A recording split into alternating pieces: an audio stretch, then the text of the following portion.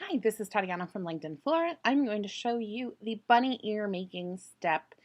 Since my directions probably were like a little sketchy, probably makes sense, but last minute I decided instead of me making the bunny ears for everyone, I thought, oh hey, this could be a great activity for kids to do for themselves, just to extend the project and give you a little bit more to fill these lovely quarantine days with. So I'm going to go ahead and kind of turn the computer downward and show you what I've got here. So you should have pink felt, white felt, your 2 ear cutout pieces. The little one's the pink, the big one's the white. You should have a couple skewers. You should have some kind of glue. I'm not actually going to glue them on camera. I figure you can figure that out themselves. I just thought I had a bottle of white glue here and I don't. I suggest Elmer's glue or hot glue for this. And I don't have an extension cord that runs this far, so I figured you guys can figure out how to glue it on your own. Some kind of marker, and then a pair of scissors. So I'm just going to kind of show one here. So I'm gonna trace my ears onto my felt. And I'm gonna trace 2, pretend I just did 2 there. Then I wanna make sure I'm keeping close to the sides. I don't want to cut this out of the middle, or where am I going to have room for my other one? I want to make sure I'm leaving room so I can cut them both.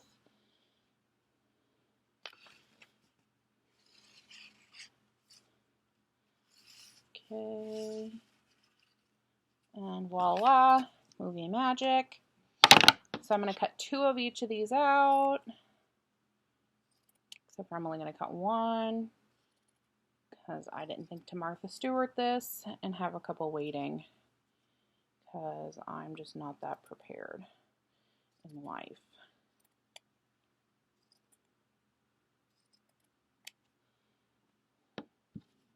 Don't mind how messy my table is either. In case I forgot to say that earlier.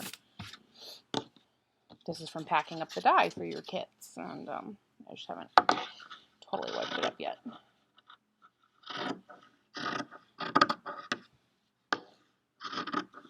It is not the cleanest cut ear, but whatever, it'll do.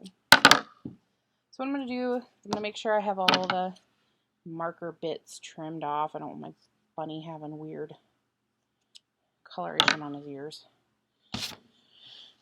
So, to layer them up and glue them together, I'm going to lay my white one down. My pink one will go on top. I cut this really sloppily.